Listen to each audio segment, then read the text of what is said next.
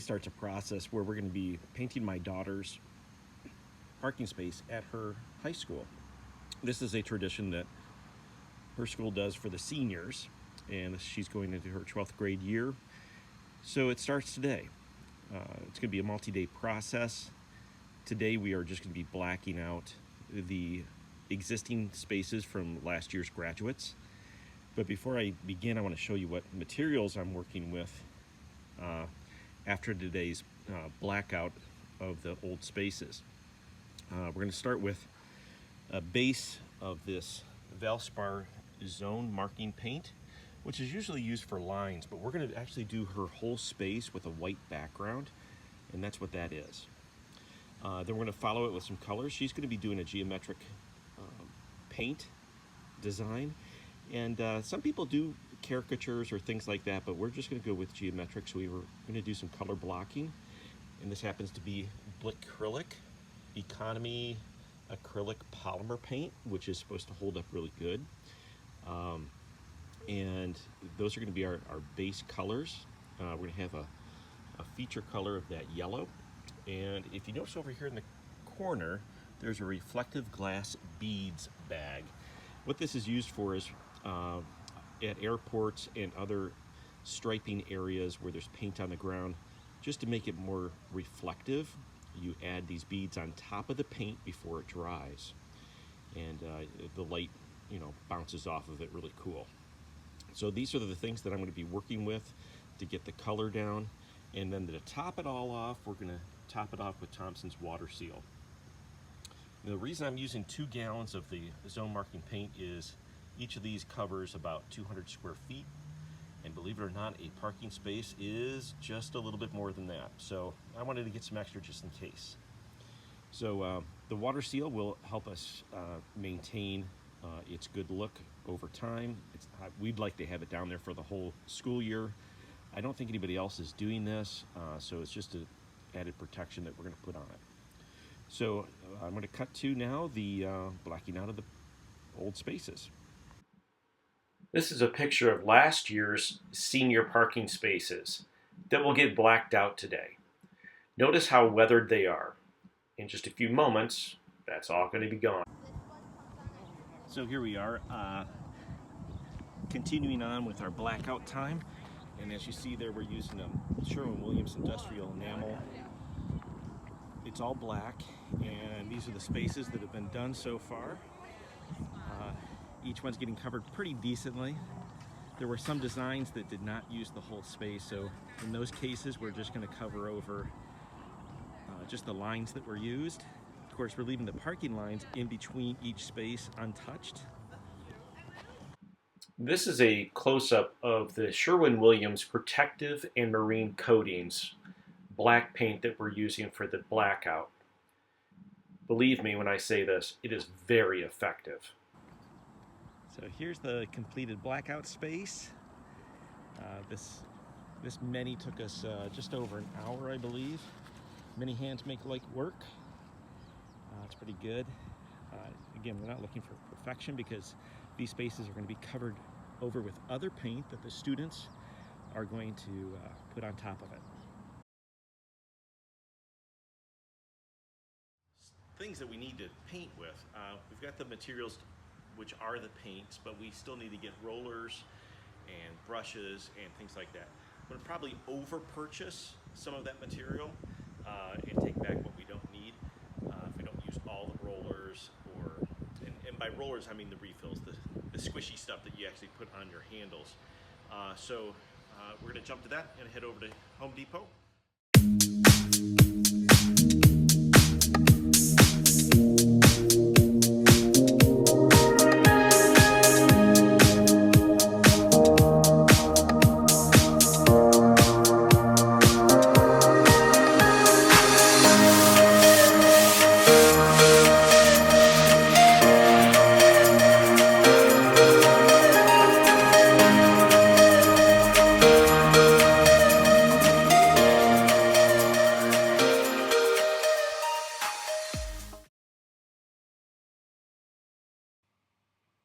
I know what you're thinking.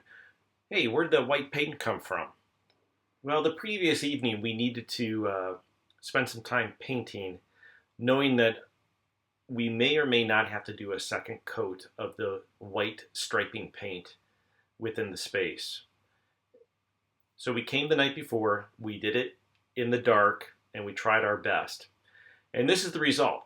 The space got painted, and let's take a look at the results of what I have to say.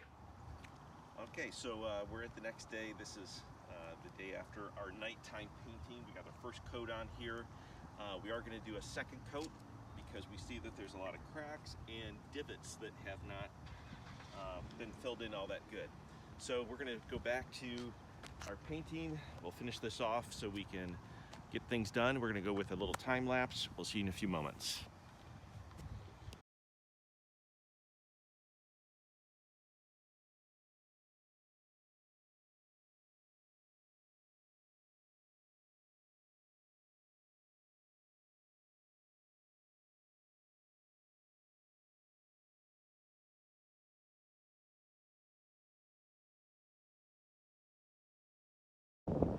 Okay, so we just finished the second coat on this parking space.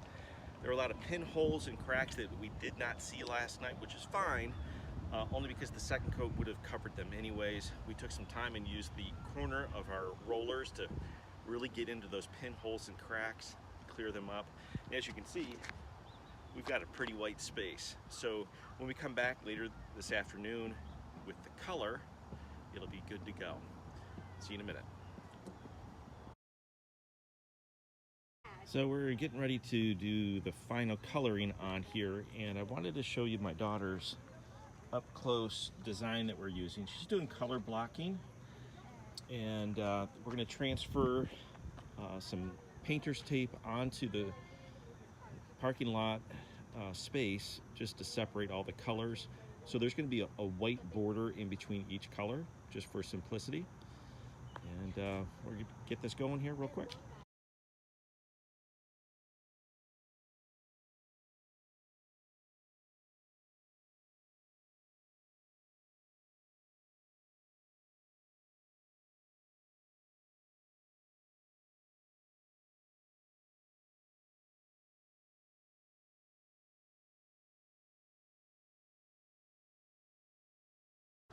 Okay, so what we've got down so far is the lines. We're going to go back over them with our hands and make sure that they're pressed down good enough. But this is the color block that we're going to go with. So we're happy with this. We're just going to make sure that tape is down and get on with the colored paint. My daughter Kendall is now working on the yellow, finishing up our first coat on that. We're going to end up doing a second coat to make it extra thick. This is the acrylic paint, so when we put the glass beads on there, it has something to stick to. So we'll get to that real soon. Okay, so we're starting to use the reflective beads out there on the yellow. They're not very visible in the daylight. We can tell where we're putting them on though. And this is like a little 1-pound bag, and it is exceptionally good.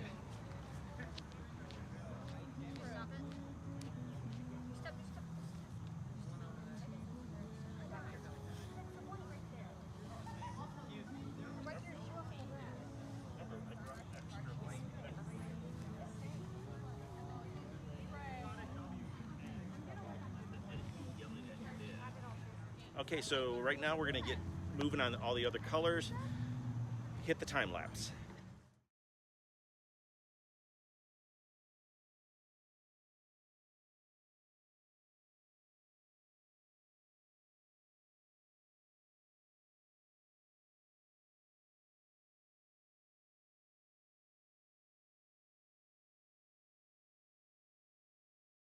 Okay, so we're at the end of the painting time here, and what's coming next is removing the tape. We're going to get probably another 20 minutes or so just to set up a little bit, and then up comes the tape, and hopefully we'll see something a little bit nicer than it is now. All right, it's time for the unwrapping. We're going to start taking up the tape. We got a little shade going on.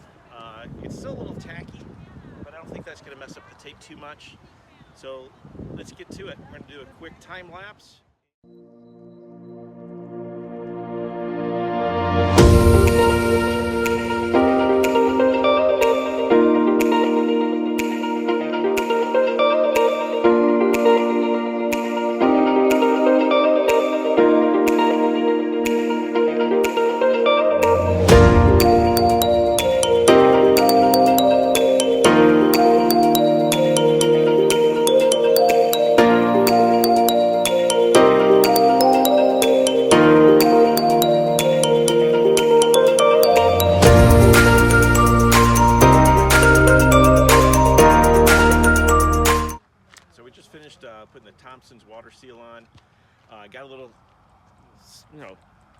fun because there was some milkiness that it is the product. It's a little milky when it comes out.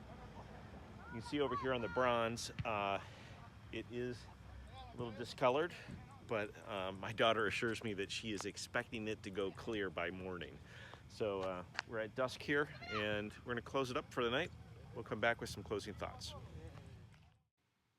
So this turned out to be a really fun project for my daughter and I to do.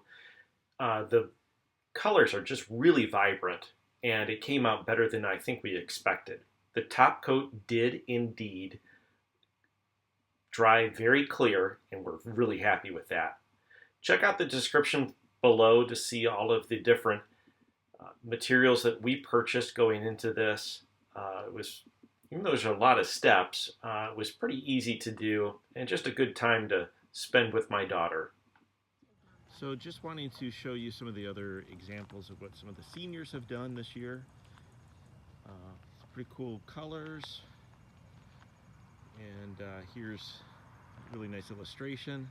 We'll go down to the other end here in a moment.